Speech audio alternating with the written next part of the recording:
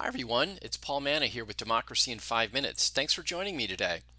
In this episode, we'll discuss some important changes underway in states that will bear heavily on the midterm election races in 2026, especially races for the U.S. House.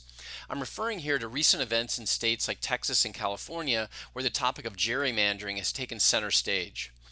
Gerrymandering refers to the redrawing of political district boundary lines in ways that benefit one political party over others. The process affects core democratic values like representation and responsiveness. The reason is because it skews representation in legislatures, resulting in one party controlling way more seats than seems warranted given the overall distribution of party preferences of the electorate. Gerrymandering isn't unusual, though. It happens frequently. What is unusual is the way that these processes have unfolded this year. Let's jump in with some overall context to see why. Many people who study public opinion and elections have speculated that the Republican Party's majority in the U.S. House of Representatives is potentially at risk because Democrats have a chance to retake the House in the 2026 midterm elections. That result would create a huge legislative roadblock for President Trump's agenda. Trump wants to avoid that outcome, of course, so back in June, he suggested openly that states with Republican governments like Texas could redraw to gerrymander congressional district lines so that more Republican candidates have better chances to win U.S. House seats in 2026. In Texas alone, some calculations suggested that redrawing of lines could result in Republicans winning 5 more seats next year. Texas's Republican Governor Greg Abbott praised Trump's idea and called the Texas legislature into a special session this summer to respond to the president's wishes.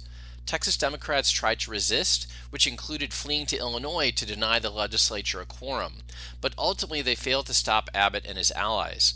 The Republican-controlled legislature passed a new districting plan favoring Republicans even more than the state's previous district lines, and Abbott enthusiastically signed the plan into law on August 29th. Although the process of gerrymandering is not unusual, given its long history, there are some unusual features coming out of this round in Texas that bear on American democracy.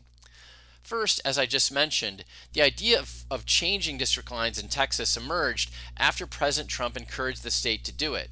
That in and of itself was highly unusual for a president to make such a suggestion so openly and publicly. It's also unusual that in a state like Texas, whose leaders speak assertively about states' rights, that they would bend so easily when national politicians get involved in these sorts of matters.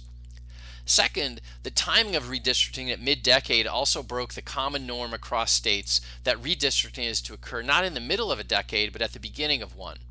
That's when the U.S. Census Bureau releases its new population tabulations and updates the number of House seats that each state receives.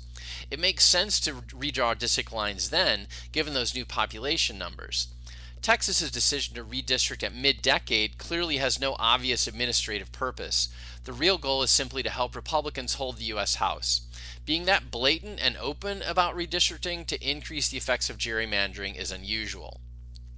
Third, the Texas decision has created a cascade of activity in other states. California has marshaled a direct response to Texas by beginning a process that could redraw its own U.S. House district lines in order to neutralize the new Texas map and ensure more California Democrats can win their congressional races in 2026. At the same time, Democrats in Texas have already sued to overturn the new Texas map. All of these actions may seem confusing, given that politicians of all parties often say that they hate gerrymandering. Nevertheless, it prevails. Why is that? Interestingly, the U.S. Constitution provides a powerful lever for ending partisan gerrymandering. Article 1, Section 4 says that, quote, "The times, places, and manner of holding elections for senators and representatives shall be prescribed in each state by the legislature thereof, but Congress may at any time by law make or alter such regulations." So what that means is states control how U.S. district house lines are drawn unless the Congress intervenes and imposes a national standard. In effect, then, Congress could pass a law to end gerrymandering if it chose to. So far, the Congress has not done that, although back in 2021, Democrats in the U.S. Senate proposed a bill to prohibit gerrymandering. That bill was defeated on a party line vote. All Democrats supported it and all Republicans opposed it. Today, some people have said that Democrats are hypocritical now because governors in California, Illinois, and New York have spoken about supporting additional gerrymandering in response to Texas's new maps. Critics ask, if Democrats say gerrymandering threatens democracy, then why have they flip-flopped? Democrats respond by saying that although they favor halting the practice, both parties need to work in unison to end gerrymandering. It wouldn't make any sense, they say, for one party to unilaterally disarm in this partisan war if the other isn't willing to lay down its arms as well.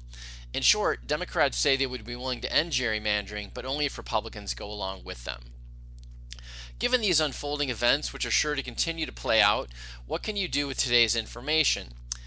Importantly, if you live in a state where redistricting has just occurred or is likely to occur, and if you are eligible to vote, once the dust settles on these battles, be sure to confirm the district you're in and where you go to vote, in case it has changed. Also, I'd encourage you to look more into how gerrymandering affects representation in the nation's democracy and in your own state.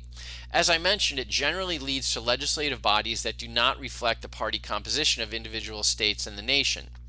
Researchers at places like the Princeton Gerrymandering Project and the Data and Democracy Lab at Cornell have documented these effects, which you can view online. I've posted links to these organizations in the teaching resources that accompany the podcast, so you can check them out if you're interested. So that's where we'll wrap up today, folks. We'll explore some new issues in our next episode, and until then, please take good care. I'll see you soon.